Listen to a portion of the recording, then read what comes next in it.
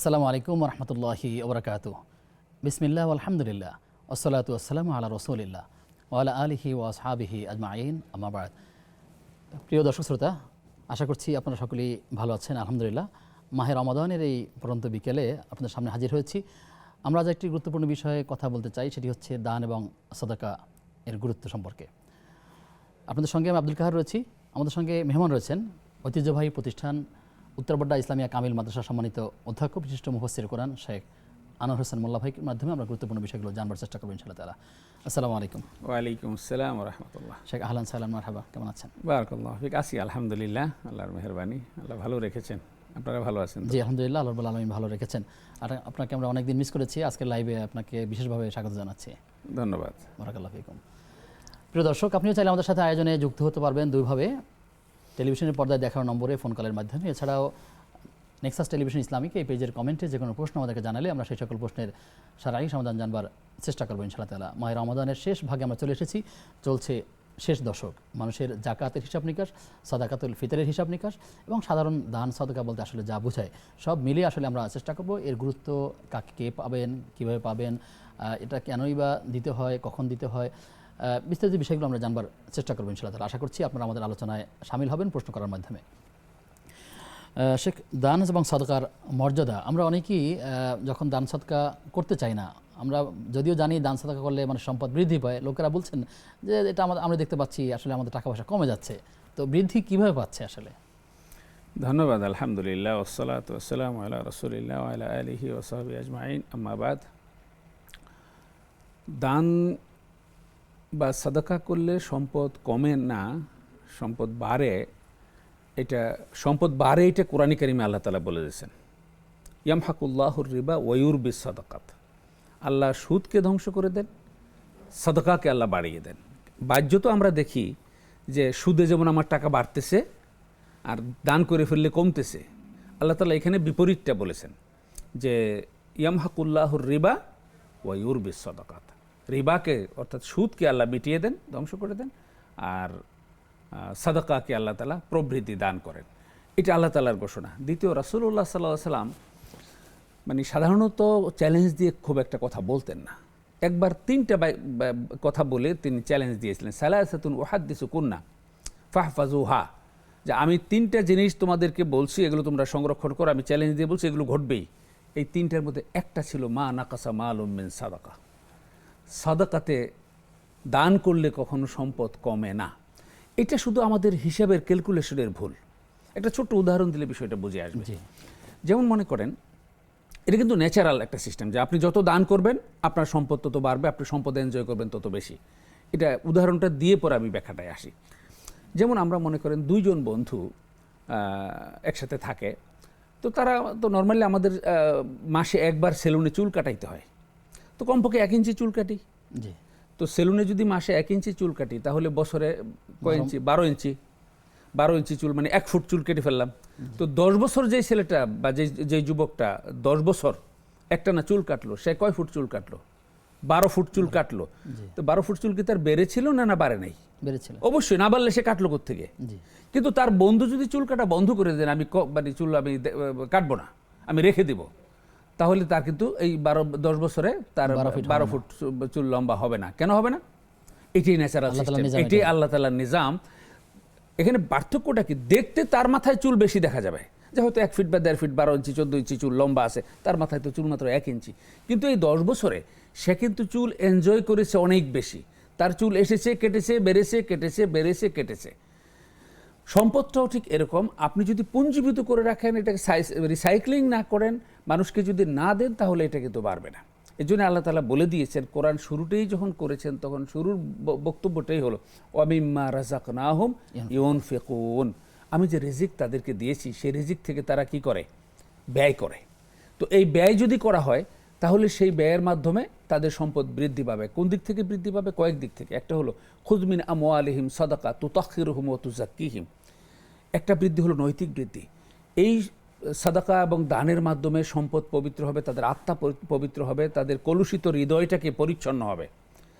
দ্বিতীয়ত হলো বাহ্যিকভাবে সম্পদ বাড়বে। এই সম্পদ শুধু আমার এককভাবে নয়, সামষ্টিকভাবে বাড়বে। যেমন একটা সময় জি, আমরা উদাহরণটা নিব। দর্শক আছেন, দর্শক কে আছেন আমাদের সাথে? আসসালামু আলাইকুম। ওয়ালাইকুম আসসালাম ওয়া রাহমাতুল্লাহি ওয়া বারাকাতুহু। আমি মৃত্তিকা মনি বলছিলাম বাড়িধারা থেকে। জি বোন, আপনাকে স্বাগত জানাচ্ছি। টাকা মাসকে দুটো কোয়েশ্চেন। জি আমার ফার্স্ট কোয়েশ্চেন হচ্ছে, আমাদের বাসায় যেসব মেড সার্ভেন্টরা কাজ করে ওদের জন্য তো মান্থলি স্যালারি আছে, ঈদ বোনাস আছে, ঈদ গিফট আছে, তারপর যাকাতের টাকা ওরা পাবে, তারপর ঈদ সালামি আছে, তো এত কিছু তো ওরা পাবেই। তো সাদাকাতুল ফিতরের দাবিদারটা কি ওরাই, নাকি আমি আসলে অন্য কাউকে দিলে আমার বেশি সব হবে? জি। আর দ্বিতীয় প্রশ্ন কি আর আপনার? আমার সেকেন্ড কোয়েশ্চেন হচ্ছে, তারাবি নামাজটা সাধারণত রেস্ট নিয়ে নিয়ে পড়তে হয়।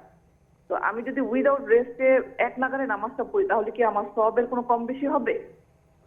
আচ্ছা, ঠিক আছে। আপনি থাকুন আমাদের সাথে, আমরা জানার চেষ্টা করছি ইনশাআল্লাহ। শেখ, আপনি যদি শুরুতে আমার বোনের প্রশ্নের উত্তরটা দিয়ে নেন যে আসলে সাদাকাতুল ফিতর মূলত আসলে কাদেরকে দিবেন।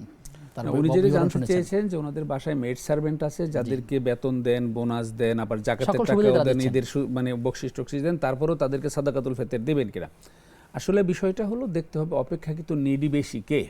ওনার আত্মীয় স্বজনের মধ্যে যদি তাদের চেয়েও বেশি নিডি কেউ থেকে থাকে, রাসূল সাল্লাল্লাহু আলাইহি ওয়াসাল্লাম হাদিসে বলেছেন যে আফদালুস সাদাকা ইনদাল হাজা, যে সবচেয়ে উত্তম সাদাকা হলো, উত্তম দান হলো যেটা হাজতের সময়, অর্থাৎ প্রয়োজনের সময় যে দানটা দেওয়া হয় যারা বেশি নিডি।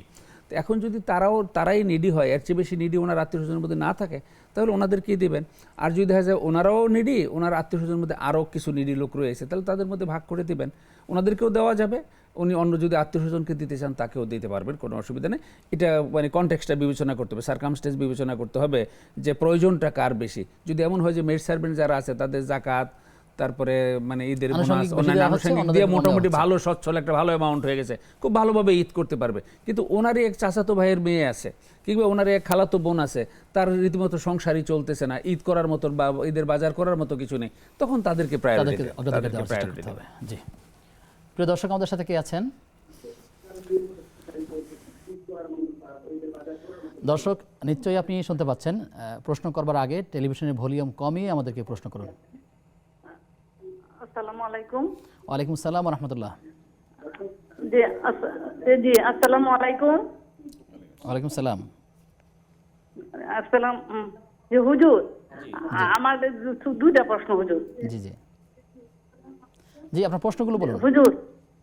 যে আমার প্রশ্ন হুজুর হলো যে আমরা যে ফিতরার টাকা যখন আমরা যে 20 টাকা বা যাই হোক কমটা, তখন আমরা তো আপনারা বলেন যে একজনের ফিতরা একজনকে দিতে হয়, তখন আমরা একজনের ফিতরা তো একজনকে দিলে ওজন লোক সংখ্যা বেশি থাকে ফকিরা, তখন তো আমরা একজনের ফিতরা একজনকে দিই। যখন 5 জন হইলে 5 জনের ফিতরা 500 টাকা, 5 জনকে দিলে তো হয় না, অনেক কিছু লোকজন আছে, তা আমরা যদি ভাঙ্গা দেই থেকে আমরা ফিতরাটা হইতো না দিতে।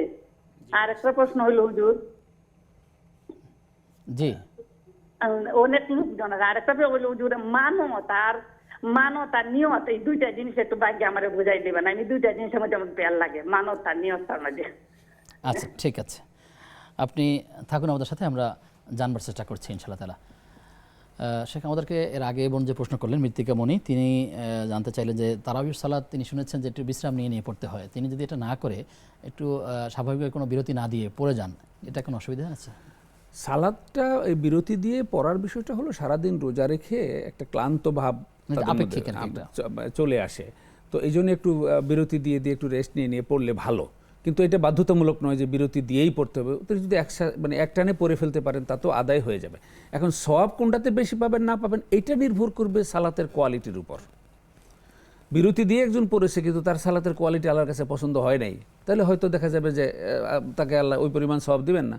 আরেকজন হয়তো একটানা পড়েছেন, তার সালাতের কোয়ালিটি, তার ডেডিকেশন, তার কনসেন্ট্রেশন এবং আল্লাহর প্রতি যে আত্মনিবেদন, এগুলো অনেক বেটার ছিল, আল্লাহ তাআলা সেটা কবুল করবেন। তার মানে স্যার নিয়ত, খুশু আরো অনেকগুলো বিষয় জড়িয়ে আছে। সালাতের সওয়াব এবং সালাত কবুল হওয়ার সাথে অনেকগুলো ব্যাপার, এই সবগুলো ব্যাপারই জড়িত। নিয়ত জড়িত, সালাতের মধ্যে কনসেন্ট্রেশন জড়িত, আল্লাহর প্রতি যে তাওয়াক্কুল, খুদু আন্তরিকতা, মানে দৃঢ়স্থিরভাবে সালাত আদায় করা, এই অনেক কিছু বিষয়ের সাথে সালাত জড়িত। এগুলো হলো সালাতের সৌন্দর্য। এখন আল্লাহ তাআলার কাছে যেটা পছন্দনীয় বলে বিবেচিত হবে তার সালাত আল্লাহ কবুল করবেন এবং সওয়াব দিবেন। যারটা যত বেশি পছন্দনীয় হবে তত বেশি সওয়াব দিবেন। তো এইটা আমরা মানে আলাদাভাবে বলে দিতে পারবো না যে মানে অমুকের সালাতে সওয়াব বেশি হবে, অমুকের সালাতে সওয়াব কম হবে। এটা আল্লাহ তাআলার উপর। আমরা যেটা বলবো সেটা নামাজগুলো যেন সুন্দরভাবে আমরা আল্লাহ আমাদেরকে উত্তম উপায়ে সালাত আদায় করার তৌফিক দান করুন, আমিন। প্রিয় দর্শক, কে আছেন আমাদের সাথে? হুজুর আসসালামু আলাইকুম। ওয়ালাইকুম আসসালাম ওয়া রাহমাতুল্লাহ। হুজুর আমি যাকাত সম্পর্কে প্রশ্ন করব। সেটা জি। হলো এই, কিছু ধনী মানুষ আছে, প্রচুর টাকা আছে, কিন্তু এক বছর পূর্ণ হয়নি, কোনো যাকাত দিচ্ছে না, দান খয়রাত করছে না, কিন্তু তার প্রতিবেশীরা না কি কষ্ট পাচ্ছে, অসুখে কষ্ট পাচ্ছে, অসুখে ভুগছে। তারা বলে কি, আমার তো এক বছর পূর্ণ হয়নি, এখন টাকা কেন দেবো? হুজুর এরা কি বেঁচে যাচ্ছে? এটাই। জি, আপনি থাকুন আমাদের সাথে, আমরা ধারাবাহিকভাবে প্রশ্নের উত্তরগুলো জানবার চেষ্টা করছি ইনশাআল্লাহ তাআলা। শেখ আমাদেরকে এর আগে একজন প্রশ্ন করেছিলেন যে ফিতরার কথা বলেছেন, তিনি শুনেছেন যে সর্বনিম্ন ফিতরার কথা বলেছেন 110 টাকা বা 120 টাকার কথা, এবং একজনের ফিতরা একজনকে দিতে হয়, এটিও তিনি বলছেন যে আসলে এটা সঠিক কিনা। তিনি তার মনে হয় অনেকজনকে দিতে ইচ্ছে হয়, কিন্তু তার পরিমাণ তো কম। আর ফিতরার মূল্য নির্ধারণের ক্ষেত্রে কি মানদণ্ড হবে এটিও একটু বলবেন, এবং এর আনুষঙ্গিক বিষয়গুলো বলবেন। জি ধন্যবাদ। ফিতরার ব্যাপারে বলা হয়েছে হাদিসে সা এর কথা বলা হয়েছে, এক সা খাদ্য সামগ্রী। তো এই সাটা কিন্তু মানে আমাদের কেজিতে, কিলোগ্রামে, গ্রামে রূপান্তরিত করলে এটা মিলানো যাবে না। স বলা হয় আরবাতু আমদাদ বিকাফিল মুতাদিল, যে মানে মাঝারি অঞ্জলির এরকম হাতে উঠে এরকম 4 অঞ্জলি যদি দেওয়া হয়, এটাকে বলা হয় এক সা। এই জন্য বলা হয় যে মিশরি সা হলো 3.5 কেজি, কারণ মিশরিদের লম্বা মানুষ, তাদের হাত বড়, তাদের এক অঞ্জলিতে অনেক বেশি উঠে। ইয়ামেনি সা হলো 2 কেজির কিছু বেশি মাত্র। তো এই জন্য সায়ের পরিমাণটা, ইরাকের সা, মদিনার সা আলাদা আলাদা মদিনার সা আলাদা, কারণ যে এলাকার মানুষের সাইজ যত বড়, তাদের হাতের অঞ্জলি তত বড় ছিল। পরবর্তীতে সেইটা যখন শের ছটাকে রূপান্তরিত করেছে, সেইটা যখন কিলোগ্রামে রূপান্তরিত করেছে, তখন কিন্তু ব্যাপারটা এরকম দাঁড়িয়েছে। তো আন্তর্জাতিক ফিক একাডেমি সবগুলো অঞ্চল যাচাই বাছাই করে মাঝারি স্ট্যান্ডার্ডের সা হিসেবে নির্ধারণ করেছে 2 কেজি 650 গ্রাম। এটা হলো মাঝারি মানের সা। আর বড় আমাদের ইসলামিক ফাউন্ডেশন যেটা বলেছে সেটিও তো আপনি জানা আছে যে 3 কেজি 300 গ্রামের কথা বলেছেন তারা। ওইটা ওই যে মানে ইয়াটাকে মিশরিটাকে স্ট্যান্ডার্ড ধরে করেছে আর কি। তো মাঝারি হলো এটাই। তো এই জন্য আসলে আমার মনে হয় যে আমাদের উচিত হবে ম্যাক্সিমাম, আমরা তো দানই তো করবো, ম্যাক্সিমামটাকে স্ট্যান্ডার্ড নির্ধারণ করা। এটা হলো এক। দ্বিতীয় হলো, এটা খাদ্য সামগ্রীর স্ট্যান্ডার্ডটা হলো, খাদ্য সামগ্রী ইসলামিক ফাউন্ডেশন যেটা করে বাজারে মোটা এরির চাল যেটা, সেটা ধরে হিসাব করে।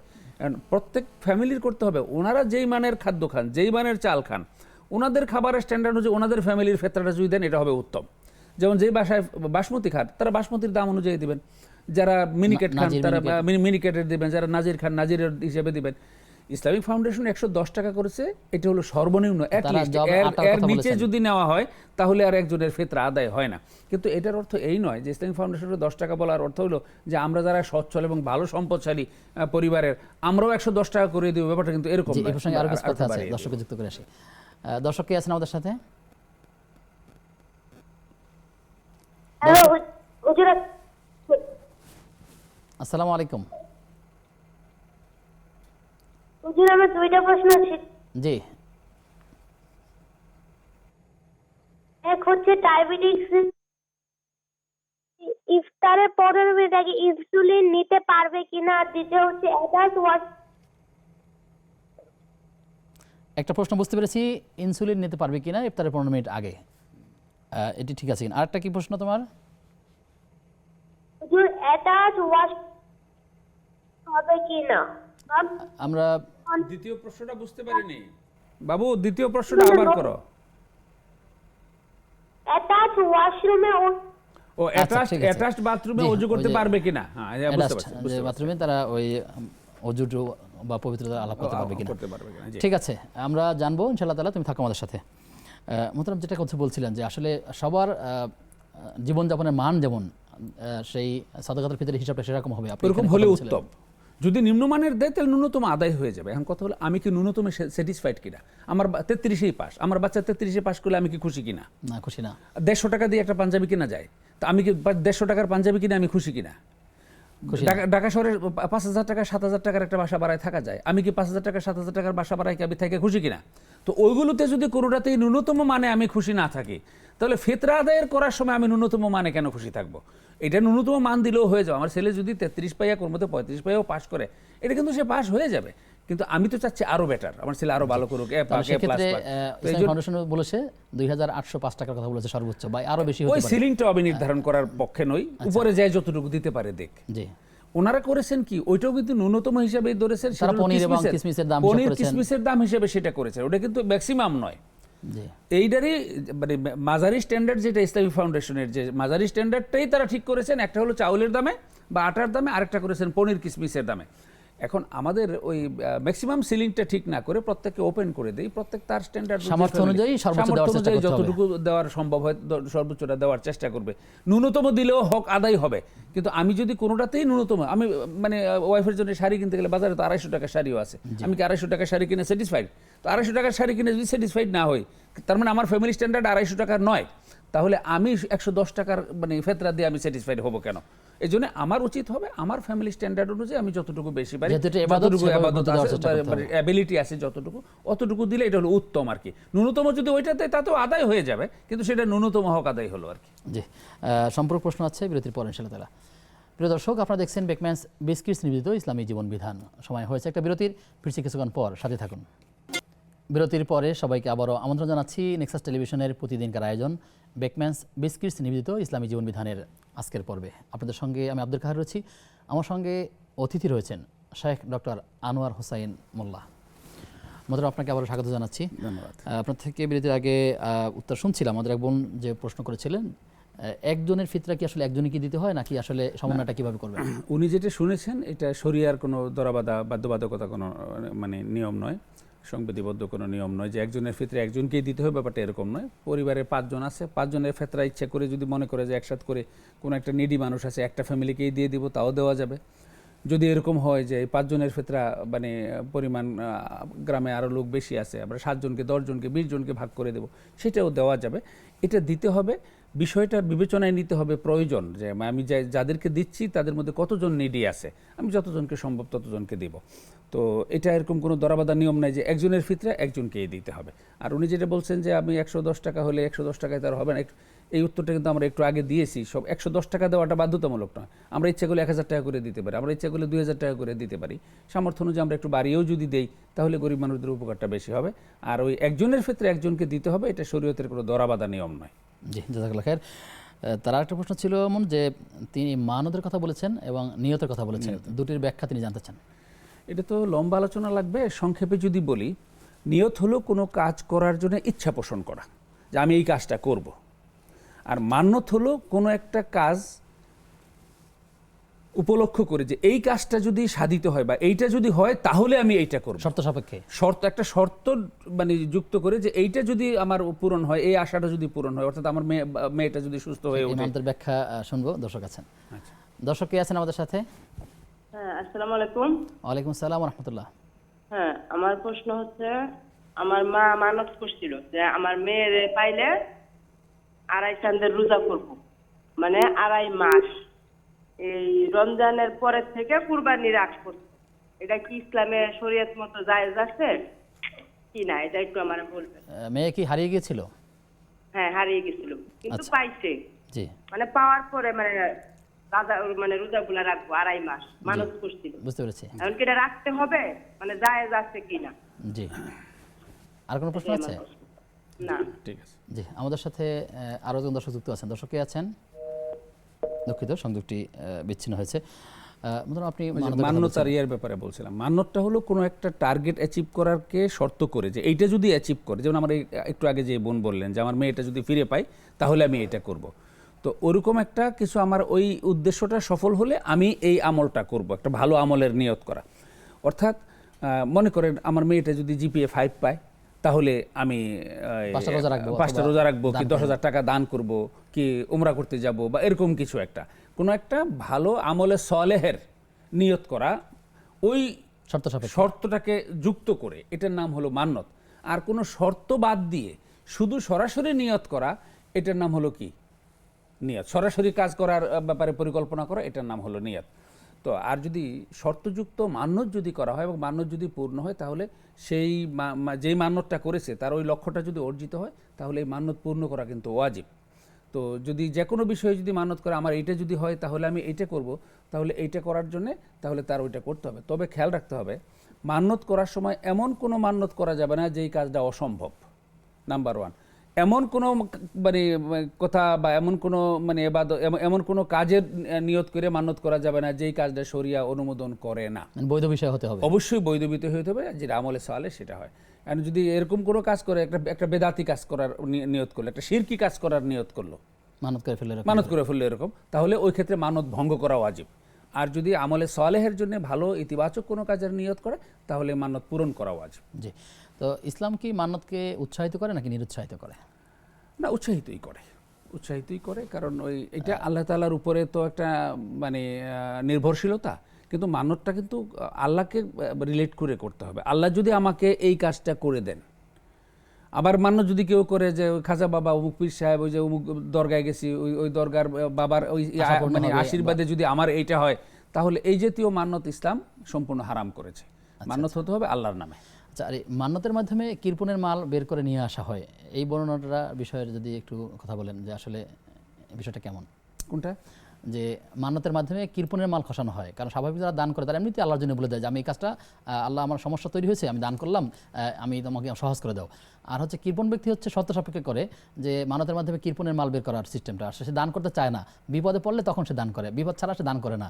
এই যে মান্যতের মাধ্যমে কৃপণের মাল বের করা হয়, এই সম্পর্কিত বিষয়টা যদি এটা একটা মানে আর কি মানে প্রচলিত কথা। জি, আসবো আপনার কাছে, দর্শককে যুক্ত করে আসি একটু। জি, দর্শক কে আছেন আমাদের সাথে? আসসালামু আলাইকুম। ওয়ালাইকুম আসসালাম ওয়া রাহমাতুল্লাহ। আমি একটু নাম প্রকাশে অনিচ্ছুক, দুইটা প্রশ্ন করব। জি, শুকরিয়া আপনাকে। একটা হলো এই আমাদের প্রতিবেশী একজন অন্য ধর্মের অসহায়, তাকে যাকাত দেওয়া যাবে কিনা? অন্য ধর্মের তাকে কি দিবেন? যাকাত। যাকাত দেওয়া যাবে কিনা? জি। নাম্বার 2, দ্বিতীয় প্রশ্ন আমার, একজন পেনশনার মা, সে সরকারি বেতন পায়, তার কোনো ছেলে সন্তান নাই, 4টি মেয়ে, যে মেয়েটা বেতন তোলে, যে মেয়েটা তাকে বেতন তুলে দেয়, কিছু টাকা সে মেয়েটা নেয়, মা তাকে মানে দেয় না, চাইলেও দেয় না, মানে সে অনেক টাকা পয়সার মালিক তার মা। সেক্ষেত্রে সে মেয়ে যদি মাকে না বলে কিছু খরচ নেয়, তাতে গুনাহ হবে কিনা এটা জানার জন্য।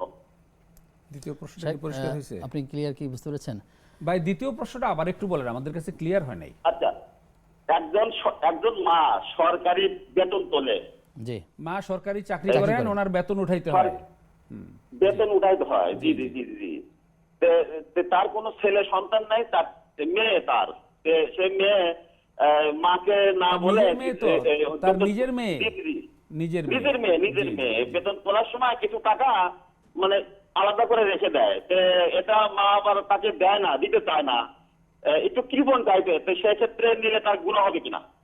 আচ্ছা, এবার বুঝতে পারছি। জি জি, আপনি থাকুন আমাদের সাথে, আমরা বিষয়টা জানবার চেষ্টা করবো ইনশাআল্লাহ তাআলা। জি শেখ, আমরা ছিলাম ওই যে কৃপণের মাল মানতের করা, মাধ্যমে বের করা, এটা একটা কথা আছে, প্রচলিত কথা আর কি। এটা কিন্তু কোনো মানে কোরআন হাদিসের কোনো বাণী না।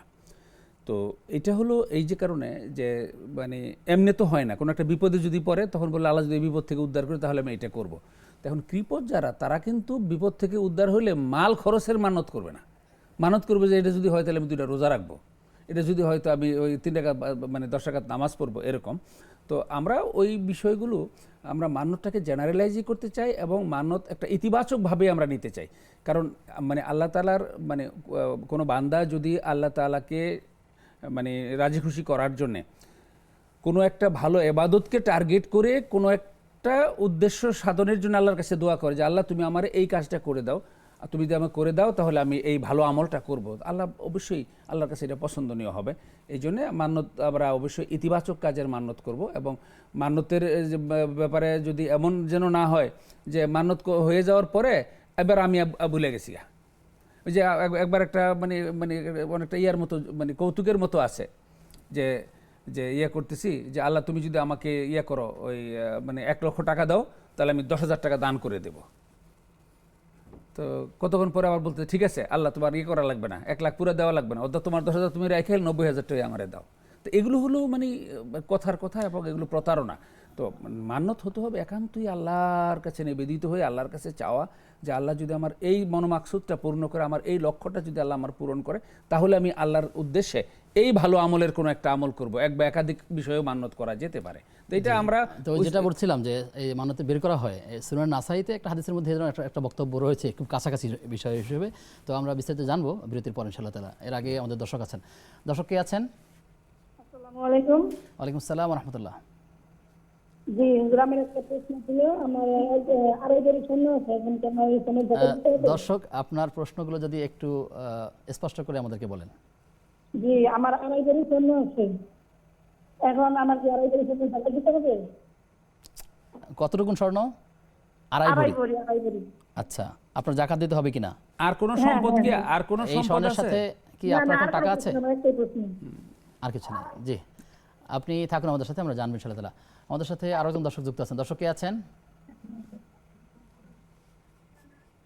দর্শক শুনতে পাচ্ছেন? আসসালামু আলাইকুম। জি দর্শক আমরা শুনতে পাচ্ছি, আপনি প্রশ্ন করুন। হ্যালো, আসসালামু আলাইকুম। ওয়ালাইকুম আসসালাম ওয়া রাহমাতুল্লাহ। আমি যে প্রশ্ন করছি, আমার কাছে 10 লক্ষ টাকা আছে। 5 লক্ষ? আর 10 লক্ষ। 10 লক্ষ, জি। আর 6.5 ভরি স্বর্ণ আছে। 6.5 কি আমি 10 লক্ষ 6.5 ভরি স্বর্ণ আছে, তাহলে আমি 10 লক্ষ টাকার জাকাত দিলে কি হবে, নাকি আবার স্বর্ণের জাকাত দেওয়া লাগবে? আচ্ছা, আর স্বর্ণের একটা মালিক প্রশ্ন হচ্ছে, জি 6.5 ভরি। জি বুঝতে পেরেছি। ওই স্বর্ণের আচ্ছা, মালিক কে? আরেকটা ওই প্রশ্ন স্বর্ণ কে? হচ্ছে, জি জি আমাদের ওই স্বর্ণের মালিক হচ্ছে আমার স্ত্রী। আপনার স্ত্রী, জি। আপনার স্ত্রী। আর টাকার মালিক আপনি, জি। টাকার মালিক হচ্ছে আমি। আচ্ছা, আরেকটা প্রশ্ন হচ্ছে, আমি 5টা ব্রাঞ্চে ভিজিট করতে যাই এবং একটা ভিজিটে প্রায় 100 কিলোমিটার দূরে, আবার বিকেলে সন্ধ্যায় ফিরে আসি। তো আমি যখন অন্য ব্রাঞ্চে যাই, তখন কি কসর নামাজ পড়তে হবে নাকি এজুয়াল নামাজ পড়লে হবে? এই দুটো বিষয় প্রশ্ন। কত কিলো যদি একটু বলেন? 100 কিলো। 100 কিলো। 100 কিলো বা 110 কিলো, এরকম 5টা ব্রাঞ্চ আছে আমার। ঠিক আছে, তো আপনি ব্রাঞ্চে যখন আমি ভিজিটে যাই, তখন ওখানে গিয়ে কসর নামাজ পড়তে হবে না আমি কোনো দিক রাত্রে মন্দির ফিরে বাসায় ফিরত আসি? আমরা প্রশ্ন বুঝতে জি আমরা প্রশ্ন বুঝতে পেরেছি, আপনি থাকুন আমাদের সাথে, আমরা জানবার চেষ্টা করব ইনশাআল্লাহ তাআলা। প্রিয় দর্শক, আপনারা দেখছেন বেকম্যানস বিস্কিটস নিবেদিত ইসলামী জীবন বিধান। সময় হয়েছে আবার একটা বিরতির, ফিরছি কিছুক্ষণ পর, সাথে থাকুন। বিরতির পরে সবাইকে আবারও আমন্ত্রণ জানাচ্ছি নেক্সাস টেলিভিশনের প্রতিদিনকার আয়োজন বেকম্যানস বিস্কিটস নিবেদিত ইসলামী জীবন বিধানের আজকের পর্বে। আপনাদের সঙ্গে আমি আব্দুল কাহার রয়েছি, আমার সঙ্গে মেহমান রয়েছেন শেখ ডক্টর আনোয়ার হোসাইন মোল্লা। মতন আমরা আপনার থেকে আলোচনা শুনছিলাম মান্যতের বিষয়গুলোতে, আপনি যদি ওই আলোচনাটাকে একটু পূর্ণ করেন। আমরা যেটা বলছিলাম যে মান্যতের ব্যাপারে 2 ধরনের বিষয় হতে পারে, 3 ধরনের বিষয় হতে পারে। একটা বিষয় হতে পারে যে কোনো মাসিয়াত বা গুনার কাজে মান্যত করলো, এটা হলে অমুক মাজারে গিয়ে আমি 5টা সেজদা দিব, এটা হলে অমুক বাবার নামে আমি গরু জবাই দিব, মানে এই জাতীয় গুনার কোনো কাজে যদি মান্যত করা হয়, তাহলে সেই মান্যত ভঙ্গ করা হলো ওয়াজিব। জি। আর যদি কোনো সওয়াবের কাজে, তোয়া নেককার কোনো ভালো কোনো আমল, ভালো কোনো কাজে, কল্যাণকর কোনো কাজে, ইবাদতের কোনো কাজের মান্য যদি করা হয় যে আমার যদি এই বাসনাটা আমার পূর্ণ হয়, তাহলে আমি এত রাকাত নফল নামাজ পড়বো, এই যদি হয়তো আমি মানে এত টাকা আমি গরিব মিসকিনকে দান করব, কিংবা আমি একটা ওমরা করব, কিংবা আমি এই এটা করব, তো এরকম ভালো কোনো কাজের নিয়ত যদি করে, তাহলে এই মান্যত পূরণ করা হলো ওয়াজিব। তো ওলামায়ে কেরামগণ এই ব্যাপারে একমত হয়েছেন, যদি কোনো কারণে কেউ পূরণ করতে না পারে, তাহলে মান্যতের জন্য কাফারা দিতে হবে।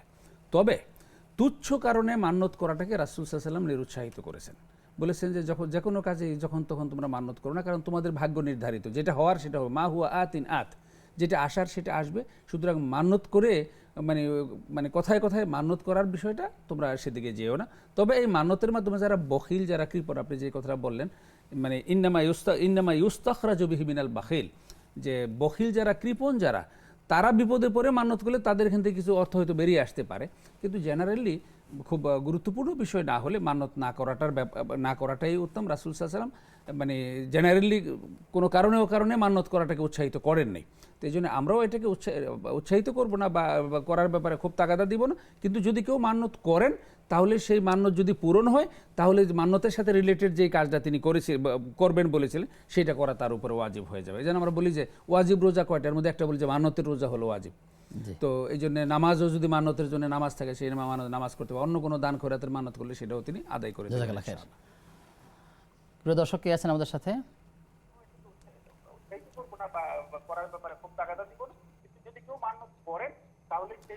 দর্শক কে আছেন আমাদের সাথে? আসসালামু আলাইকুম। ওয়ালাইকুম আসসালাম ওয়া রাহমাতুল্লাহ। আমার একটা প্রশ্ন ছিল যে আমরা যখন এই যে ফরজ নামাজ পড়তে যাই মসজিদে, তখন দেখা যায় ইমাম সাহেব ফাতিহা পড়তেছে বা কিরাত পড়তেছে, তখন আমি নামাজে দাঁড়িয়ে মানে কোন ধরনের শুরু করবো? ইমাম সাহেবের সাথে মিলিয়ে পড়বো নাকি মানে আমি শুরু থেকে শুরু করবো, সানা ফাতিহা এখান থেকে শুরু করবো? জি, আপনাকে অনেক অনেক ধন্যবাদ। আপনি থাকুন আমাদের সাথে, আমরা জানবো ইনশাআল্লাহ তাআলা।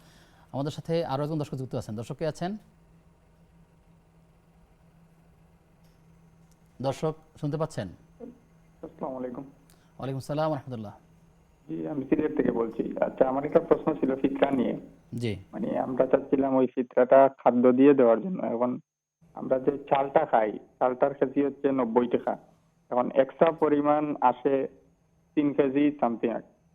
এখন 270 টাকা আসে আর কি। এখন 270 টাকা এই সমমূল্যের যদি আমি খাদ্য কিনে দেই, ধরেন 1 কেজি চাল দিলাম, সেমাই দিলাম 2 প্যাকেট, তেল আধা লিটার দিলাম, তো এটা কি ফিতরা হবে নাকি এরকম যদি দেই আমি? ঠিক আছে, আপনি থাকুন আমাদের সাথে, আমরা জানবো ইনশাআল্লাহ তাআলা। আমাদের সাথে ইতিমধ্যে আরও একজন দর্শক যুক্ত আছেন। দর্শক কে আছেন? আসসালামু আলাইকুম। ওয়ালাইকুম আসসালাম ওয়া রাহমাতুল্লাহ। আমি একটা প্রশ্ন করতে চাইছিলাম। আমি মিরপুর থেকে বলছিলাম, মোহাম্মদ হারিস মিয়া। জি,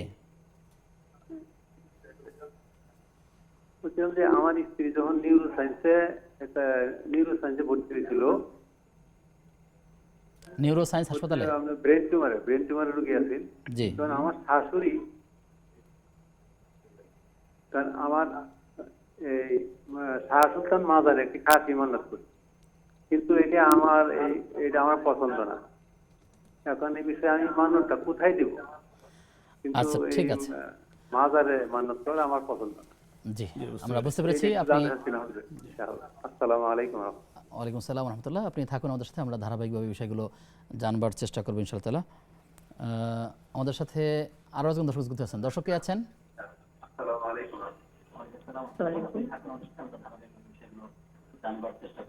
আসসালামু আলাইকুম। ওয়ালাইকুম আসসালাম। জি, আপনার প্রশ্নটি কি?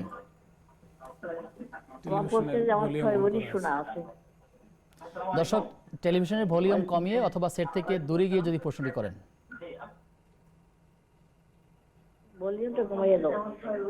জি, আমরা সাউন্ডের দিতে হচ্ছে, আমরা ভালো করে বুঝতে পারছি না, যদি আপনি একটু টেলিভিশনের ভলিউম কমিয়ে প্রশ্ন করেন।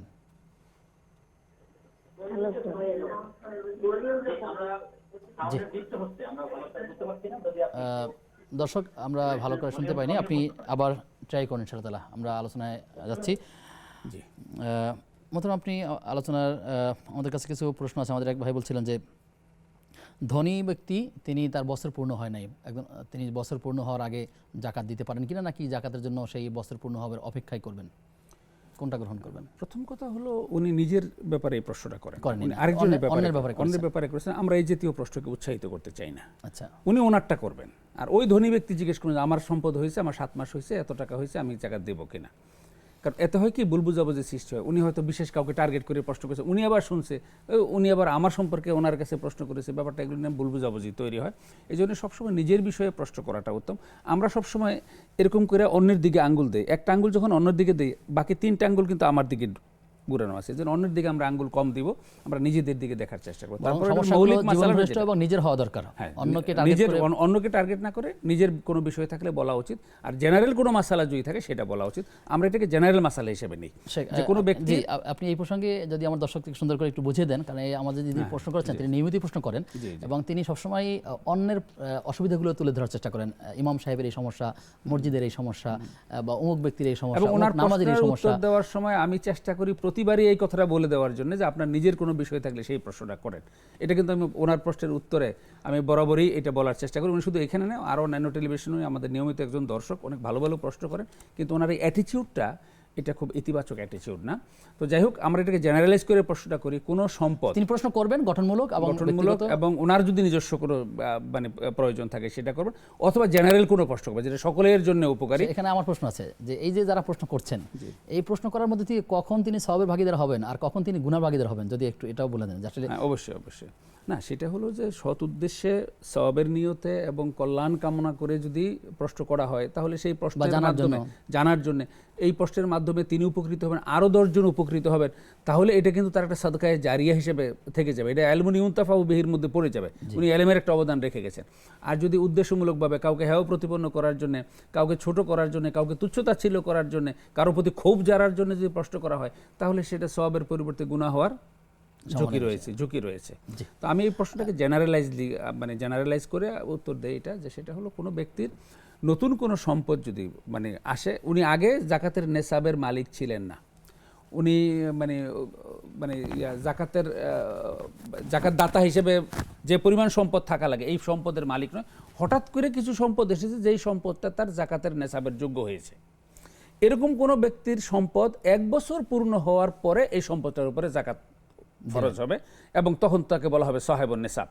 এখন 1 বছর পূর্ণ হওয়ার আগেই যদি সম্পদটা উনি ব্যয় করে ফেলেন,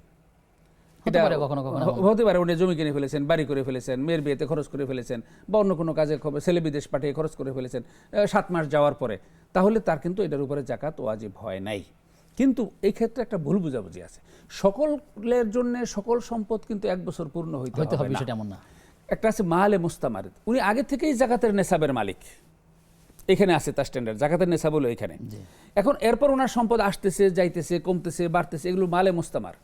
তো এখন এইটা এরপরে ওনার জাকাতের নেসাবের মালিক হয়ে যাওয়ার পরে হঠাৎ করে জানুয়ারিতে ওনার 10 লাখ টাকা আসছে, এইটা পরবর্তী জানুয়ারি পর্যন্ত বসে থাকা লাগবে না এই 10 লাখ টাকার জাকাত দেওয়ার জন্য। মালে মুস্তামার আবার হয়তো কিছু টাকা ওনার ওখান থেকে উনি খরচও করে ফেলেছেন। মালে মুস্তামার অর্থাৎ যারা আগে থেকেই জাকাতের মানে নেসাবের মালিক, তাদের যদি কোনো নতুন সম্পদ আসে, সেই সম্পদ যুক্ত হতে হবে তার জাকাত ক্যালকুলেশনের দিনে তার যে স্থিতিটা থাকবে সেই স্থিতির উপরে জাকাত হবে।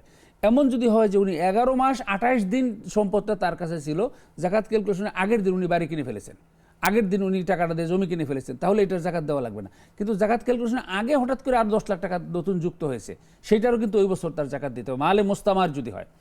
আর যদি মালে মুস্তামের না হয়, নতুন মাত্র তার কাছে টাকা এসেছে, তাহলে তার ক্ষেত্রে অবশ্যই 1 বছর পূর্ণ হওয়ার পরে তার উপরে জাকাত ফরজ হবে। জি, শুকরিয়া আপনাকে।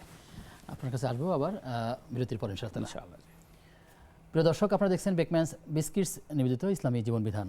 সময় হয়েছে একটা বিরতির, ফিরছি কিছুক্ষণ পর, সাথে থাকুন।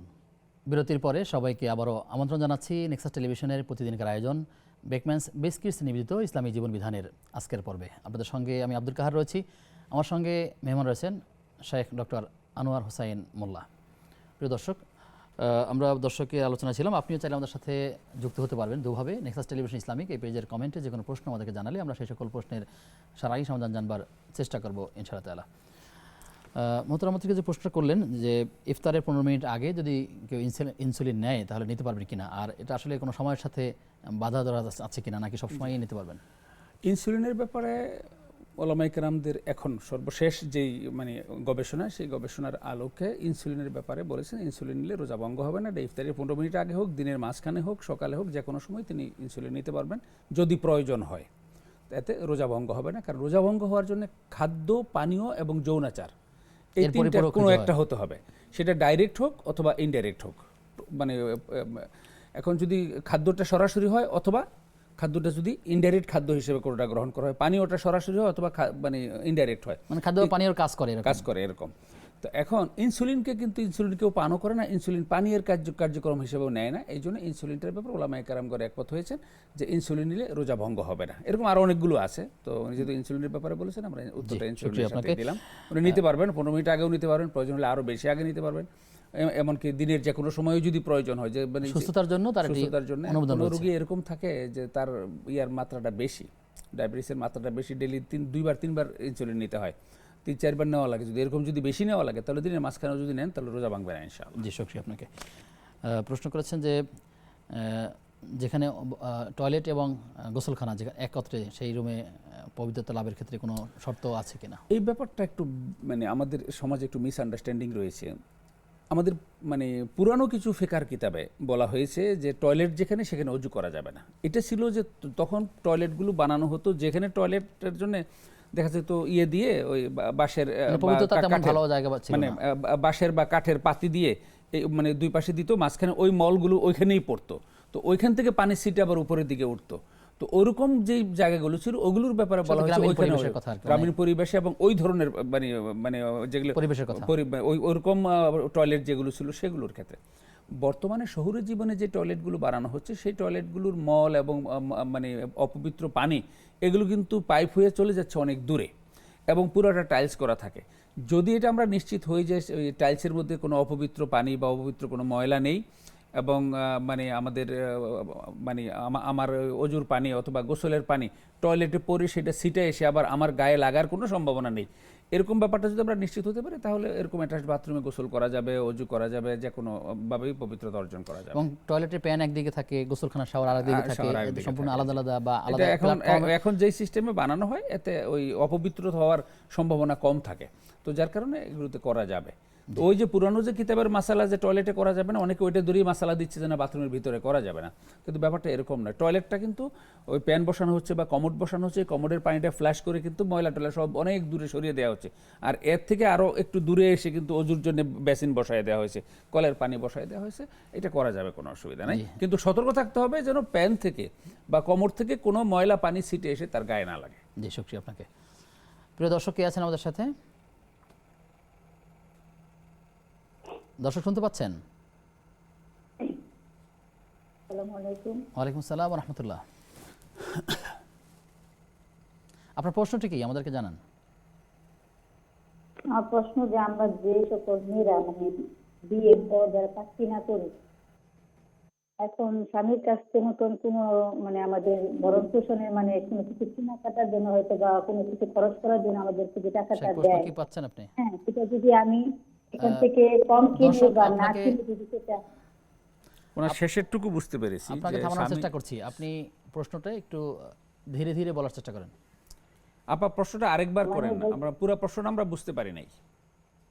জি, মানে আমার প্রশ্ন হলো যে আমরা যারা কাজ আর কি যে আমাদের হাজবেন্ড কেনার জন্য যে টাকাটা দেয়, হ্যাঁ, বা কিছু খরচ করার জন্য সংসারে, বাসার খরচের জন্য হাজবেন্ড যে টাকা দেয়, সেই টাকাতে কি করতেছেন? মানে বাসার খরচ আমার নিজের খরচের জন্য, নিজের কোনো কিছু কেনার জন্য, মানে আমার কিছু করার জন্য যদি দেয়, সেখানে বা না কিনে যদি আমি যদি দান সজ্জা করি, আমার বাবা মা নামে বা কারো নামে দান সজ্জা করি, আর ঘরের যে কোনো জিনিস মানে প্রচুর আছে, 1000 আমি চাল দিয়ে দেই বা বিস্কিট টিস্কিট যা থাকে আমি দিই, আমি তাকে জানাই না, এই বিষয়টা কি আমার আমি মানে সব পাবো বা যাদের নামে করতেছে তারা কি সব পাবে কিনা? মোটামুটি বুঝেছি। জি, আপনাকে ধন্যবাদ। যারা আমাদেরকে প্রশ্ন করবেন অবশ্যই প্রশ্নটা সংক্ষেপে, মূল কথাটা এবং একটু থেমে থেমে আমাদেরকে বোঝার সহজের জন্য কাজগুলো আপনারা করবেন ইনশাআল্লাহ তাআলা। শেখ আমাদেরকে প্রশ্ন রেখেছেন এর আগে যে তার সন্তান হারিয়ে গিয়েছিল, সে মেয়ে, তারপরে মা মানত করেছিলেন যে তিনি 2.5 মাস রোজা রাখবেন রমজানের পর থেকে নিয়ে কোরবানির পর্যন্ত। এখন সন্তানকে পেয়েছেন, কিন্তু এটি আসলে তার জন্য কষ্টকর, আর সেটার কোনো বিকল্প কিছু আছে কিনা? এই রোজাটা প্রথমত এখানে উনি 2.5 মাস বলেছেন নাকি মানে মানে ইয়া থেকে মানে রোজার ঈদ থেকে কোরবানির ঈদ পর্যন্ত, দুটো কিন্তু দুই রকম। তিনি 2.5 মাস বলেছেন, অর্থাৎ 2.5 মাস হলে কিন্তু রোজার মানে এত মাত্র 2 মাস 9 দিন বা 10 দিন হবে। জি, তাহলে 2.5 মাসের যদি বলেছেন 2.5 মাস, কিন্তু আবার টাইমটা বলেছেন রমজান থেকে একটা ডিফাইন করতে হবে। আগে যে উনি কোনটা বলেছেন সেটা যেটা বলেছেন নিয়ত করেছেন যেটা সেটাই করতে হবে।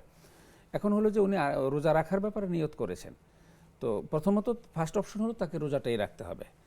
যদি রোজা রাখতে না পারে তাহলে ফরজ রোজার ক্ষেত্রে এখন কেন রাখতে পারতেছেন না, যদি হয় যে এখন সাময়িকভাবে অসুস্থ হয়েছেন, পরবর্তীতে তিনি সেটা করতে পারবেন, তাহলে এখন না করে এটা কাজা করবেন পরবর্তীতে, এই ওয়াজিবটাও উনি কিন্তু পরবর্তীতে কাজা করতে পারবেন। আর যদি অসুস্থতা এরকম হয়ে যায় যে এটা আর সুস্থ হওয়ার কোনো সম্ভাবনা নেই, তাহলে এটা যেহেতু তার উপরে ওয়াজিব রোজাটা, তো এই জন্য তিনি রোজার এগেইনস্টে তিনি কি করবেন, মানে ফিদিয়া দিয়ে দিবেন।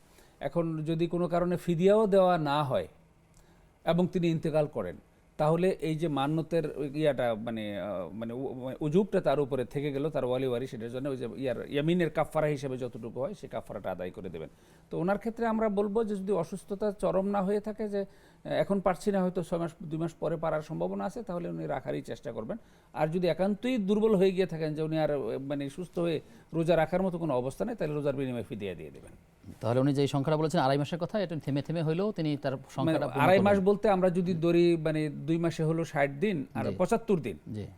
আর মান্যতটা কিন্তু নির্ভর করবে উনি কিভাবে নিয়তটা করেছিলেন সেটার উপরে। উনি যদি নিয়ত করে থাকেন লাগাতার আমি 2.5 মাস করব, তাহলে মাঝখানে একটা ভেঙে গেলে কিন্তু আবার নতুন করে শুরু করতে হবে। আর যদি মোটের উপরে হয়ে থাকে যে আমি 2.5 মাস করব, অর্থাৎ 75 দিন রোজা রাখবো, তাহলে সেটা যে কোনো সময় ভেঙে ভেঙে 75 দিন রাখলেও হবে আর কি। মানে মান্যতের মূল ফাংশনটাই হলো উনি কোন কন্ডিশনে নিয়তটা করেছিলেন সেই নিয়তটা এখানে বলবৎ হবে। আর এমন কোনো বিষয় এরকম রাখা উচিত না যেটা তার নিজের জীবনের মধ্যে কষ্টকর, মানে কষ্টসাধ্য বা আদায় করতে পারবেন না, এটি আসলে চিন্তা করা উচিত মান্যত। না, ওরকম মান্যত করা উচিত নয়। জি। প্রশ্ন করেছেন যে প্রতিবেশী অন্য ধর্মের, তাকে জাকাত দেওয়া যাবে কিনা? অন্য ধর্মের লোকদেরকে 2 ক্যাটাগরিতে জাকাত দেওয়া যায়। একটা ক্যাটাগরি হলো যে যদি তারা দরিদ্র হয়, দরিদ্র কোটায় দেওয়া যাবে, কারণ যেখানে মানে ইন্নামাস সাদাকাতু লিল ফুকারা ওয়াল মাসাকিন এই কথা বলা হয়েছে, লিল ফুকারা ইল মুসলিমিন ওয়াল মাসাকিন আল মুসলিমিন বলা হয় নাই। এই জন্য ওলামায়ে কেরামদের একটা বড় অংশ মনে করেন যে মানে অমুসলিম দরিদ্র যারা আছে তাদেরকেও জাকাতের অর্থ দেওয়া যাবে দরিদ্র কোটায়। আর যদি তারা দরিদ্র না হয় তাহলে মুআল্লাফাত কুলুবুহুম কোটায়ও দেওয়া যেতে পারে, যে এটা আরেকটা খাত আছে যে অমুসলিম যারা আছে তাদেরকে ইসলামের প্রতি তাদেরকে আরও আকৃষ্ট করার জন্য, ইসলামের প্রতি আরও তাদেরকে সফট কর্নার তৈরি করার জন্য, ইসলামের সৌন্দর্যের প্রতি তাদেরকে আরও বেশি মানে মানে আহ্বান জানানোর জন্য জাকাতের ফান্ড থেকেও তাদের পিছনে অর্থ ব্যয় করা যাবে। সেই ক্যাটাগরিতেও তারা জাকাত দিতে পারেন। তো আমার মনে হয় যে ভাই যেটা প্রশ্ন করেছেন সেটা হলো সম্ভবত ওনার যে প্রতিবেশী যিনি অমুসলিম তিনি দরিদ্র, তো সুতরাং দরিদ্র কোটায় যদি হয় তাহলে তিনি দিতে পারেন। ওলামায়ে কেরামদের একটা অংশ বলেছেন যদি মুসলিম দরিদ্র যদি থাকে, জি, আর অমুসলিম দরিদ্র আছে, আপনি 2 জনকে দিতে পারবেন না, যে কোনো একজনকে দেওয়া, আপনার যে পরিমাণ আছে 2 জনকে কভার করতে পারবেন না, সেই ক্ষেত্রে মুসলিম দরিদ্রকে অগ্রাধিকার দেওয়ার কথা বলেছেন। জি, শুকরিয়া। আমরা শেষের দিকে চলে এসেছি, সংক্ষেপে আমরা মূল কথা আপনার থেকে জানার চেষ্টা করব। প্রশ্ন করেছেন যে একজনের কাছে 2.5 ভরি স্বর্ণ আছে, জাকাত হবে কিনা? না, শুধু অন্য কোনো সম্পদ যদি না থাকে শুধু 2.5 ভরির উপরে জাকাত হবে না, 7.5 ভরি বা তার বেশি হতে হবে। জি। আরেকজন প্রশ্ন করেছেন যে তার কাছে 10 লক্ষ টাকা আছে, সেই সাথে 6 ভরি স্বর্ণ আছে, জাকাত হবে কিনা? ওনার কথায় যেটা বুঝেছি সেটা হলো 10 লক্ষ টাকা ওনার নিজের, আর 6 ভরি স্বর্ণ হলো ওনার ওয়াইফের। যদি ওয়াইফের মালিকানায় 6 ভরি স্বর্ণ হয়ে থাকে তাহলে এটা এখনো জাকাতযোগ্য হয় নাই, 7.5 ভরি ক্রস করলে সেটা জাকাতযোগ্য হবে। আর ওনার যে 10 লক্ষ সেই 10 লক্ষ টাকা জাকাতযোগ্য, সেটার উপরে উনি জাকাত দেবেন ইনশাআল্লাহ। জি, ইনশাআল্লাহ তাআলা। প্রশ্ন করেছেন যে কসরের নামাজ তিনি কীভাবে করবেন, বাড়ি তিনি যেখানে থাকেন সেখান থেকে তার দূরত্ব হচ্ছে 100 কিলোমিটার, সালাত কীভাবে পড়বেন? উনি বিভিন্ন ব্রাঞ্চ ভিজিটে যান, ওখানে একদিনের জন্য যান, তো সেখানে কসর পড়বেন কিনা। প্রথম কথা হলো সেখানে যদি তিনি জামাতে নামাজ পড়েন, যেখানে যাচ্ছেন সফরের দূরত্বে যদি তিনি জামাতে নামাজ পড়েন তাহলে তো জামাতে কোনো কসর নাই, ইমাম সাহেব যেভাবে পূর্ণ নামাজই পড়বেন, পূর্ণ নামাজই পড়তে হবে। যাওয়াকালীন সময়টাতে যদি, আর যাওয়াকালীন সময়ও রাস্তায় যদি নামাজের সময় হয় সেখানেও তিনি মুসাফির হিসেবে গণ্য হবেন, এবং যদি জামাতের সাথে পড়েন তাহলে পূর্ণ পড়বেন, আর যদি একাকী পড়েন তাহলে জুহর এবং আসরে শুধু 2 রাকাত করে পড়বেন, আর এশায় 4-2 মানে 4 রাকাতে 2 রাকাত পড়বেন। ফজরের নামাজ যথারীতি মানে 2 রাকাতই পড়বেন, এবং মাগরিবের নামাজ 3 রাকাতই পড়বেন যদি একাকী পড়েন। আর আমরা পরামর্শ দিব যে যদি উনি জামাতের সাথে পড়তে পারেন তাহলে এই মাসালা নিয়ে আর ওনার কোনো চিন্তা করারই দরকার নেই, ইমাম সাহেবের সাথে উনি ইক্তেদা করে পুরো নামাজই পড়তে পারেন। শুকরিয়া। প্রশ্ন করেছেন যে ফরজ নামাজে যখন শামিল হন ইমামের সাথে থাকলে কখন ফাতিহা পড়বেন, কখন পড়বেন না? এটা একটা লম্বা আলোচনা, কখন ফাতিহা পড়বেন কখন ফাতিহা পড়বেন না। এটা হলো আমাদের একটা গ্রুপ আছেন যারা বলছেন যে লা সালাতা ইল্লা বি ফাতিহাতিল কিতাব, যে প্রত্যেক মানে নামাজেই ফাতিহা পড়তে হবে ইমাম সাহেবের পেছনে। আরেক গ্রুপ বলছেন মান কানা লাহু ইমামুন ফাকিরাতুল ইমামে কিরাআতুন লা, লাগবে না। তো এইটাকে সমন্বয় করে ইমাম নববী বলেছেন যদি ইমামের কিরাত আমার কানে আসে তাহলে আমি সূরা ফাতিহা পড়ব না, ওনাকে শুনবো। আর যদি ইমামের কিরাত আমার কানে না আসে, সেটা ওই যে জোহর আসরের সুকুতি নামাজে হোক, অথবা অনেক দূরে আমি দাঁড়িয়েছি, অথবা সাউন্ড সিস্টেম দুর্বল হওয়ার কারণে আমার কানে যদি ইমামের কিরাত না আসে তাহলে আমি নিজে নিজে সূরা ফাতিহা পড়ব। এটা হলো সর্বশেষ সমন্বিত মাসালা। জি, শুকরিয়া আপনাকে। প্রশ্ন করেছেন যে ফিতরা কি দিয়ে দিতে হবে, খাদ্য নাকি টাকা? দুটো দিয়ে দেওয়া যাবে। তো এক সময় টাকার পরিবর্তে খাদ্য দেওয়ার কথা হাদিসে এসেছে, ওইভাবে তিনি খাদ্য দিয়ে দিতে চাচ্ছেন। উনি যে খাদ্যটা চাইছেন সেটা মাস্টার সেমাই চিনি ইত্যাদি, এটা দিলেও হবে। তবে মানে 3টা পদ্ধতি আছে। একটা হলো যে মাস্টার ফুড দিয়ে দেওয়া, জি, আরেকটা হলো বিকল্প এটার মূল্যমান নির্ধারণ করে অর্থ দিয়ে দেওয়া, এটাও বৈধ। আরেকটা হলো যে যদি অর্থ না দিয়ে, অর্থ দিলে হয়তো তারা সেভাবে প্রপারলি ইউজ করবে না এরকম, বা অথবা তাদের কেনার মতো মানে সুযোগ সুবিধা নেই, এরকম যদি হয় যে তিনি নিজে তাদের পক্ষ হয়ে কিনে দিচ্ছেন, এটাও যদি কয় তা তো আদায় হয়ে যাবে ইনশাআল্লাহ। শুকরিয়া। প্রশ্ন করেছেন যে স্ত্রী অসুস্থ হওয়ার পরে তার শাশুড়ি মানত করেছেন যে টাকা একটা ছাগল বা মাজারে মানত করার নিয়ত করেছেন, কিন্তু স্বামী এটা পছন্দ করছেন না, এখন এটা কি হবে মানতটি? প্রথম কথা হলো আমরা আগের আলোচনায় বলেছি যে কোনো গুনার কাজে যদি মানত করা হয় তাহলে সেই মানত ভঙ্গ করা ওয়াজিব। জি, গুনাহ তো এটা যে মাজারে ছাগল দিব, মাজারের মানতের কথাটা এটা শরিয়া সম্মত নয়, এটা শরিয়া সম্মত নয়, সুতরাং এই মানতটা ভঙ্গ করা ওয়াজিব। তবে তিনি যেহেতু একটা বিষয় আল্লাহর কাছে করেছেন যে আমার স্ত্রী যদি সুস্থ হয় তাহলে তিনি সেইটা মানে ওই মাজারে না দিয়ে জেনারেলি সাদাকা করে দিতে পারেন আর কি। শুকরিয়া। অনলাইনে প্রশ্ন করেছেন যে মৃত ব্যক্তি কি আসলে মৃত্যুর পরে জানতে পারে সে এখন পরকালীন জীবনে আছেন? হাদিসের যে ভাষ্য সেটা তারা বুঝতে পারেন, কারণ হাদিসে এসেছে যে মানে ওই যারা জান্নাতি হবে, যারা জান্নাতি হবে তারা আবার আল্লাহর কাছে মানে শহীদ যারা এরকম তারা বলবে যে আমাদেরকে আবার পাঠাও, আমরা দুনিয়াতে গিয়ে আবার জিহাদ করে শহীদ হয়ে আসি। তো এইসব মানে হাদিসগুলো থেকে বোঝা যায় যে তারা বুঝতে পারেন যে তারা মানে মানে জীবন পরবর্তী যে জীবন শুরু হয়েছে সেটা সেই জীবনে তারা আছে, এটা বুঝতে পারেন। জি, আমরা আর লম্বা করতে পারছি না, আবার কখনো দেখা হলে নতুন কোনো বিষয় নিয়ে আলোচনা হবে ইনশাআল্লাহ। ধন্যবাদ আপনাকে, আমাদের দর্শকবৃন্দকে ধন্যবাদ। জাযাকাল্লাহ খায়ের। প্রিয় দর্শক, আমরা আলোচনা ছিলাম দান সাদাকার মর্যাদা। শুরুতে আমরা এই বিষয়ে কথা বলেছি। আল্লাহ তাআলার কাছে দোয়া করি আল্লাহ তাআলা আমাদেরকে বেশি বেশি করে অর্থনৈতিকভাবে দান, সাদাকা, জাকাত, সাদাকাতুল ফিতর সহ সাধারণ দান যেন আমরা করতে পারি, আল্লাহ আমাদেরকে সেই তৌফিক দান করুন। একই সাথে যে সকল প্রশ্নের উত্তর আমরা জেনেছি, যেগুলো করণীয় আছে তার জন্য করবার, যে বিষয়গুলো বর্জন করার বিষয় আছে তার জন্য বর্জন করতে পারি, আল্লাহ আমাদেরকে সেই তৌফিক দান করুন। আজ এ পর্যন্তই। আগামী অনুষ্ঠান দেখবার আমন্ত্রণ জানিয়ে আজকের মতো বিদায় নিচ্ছি। সে পর্যন্ত আল্লাহ তাআলা আমাদের সবাইকে ভালো রাখুন, সুস্থ রাখুন। আসসালামু আলাইকুম ওয়া রাহমাতুল্লাহি ওয়া বারাকাতুহু।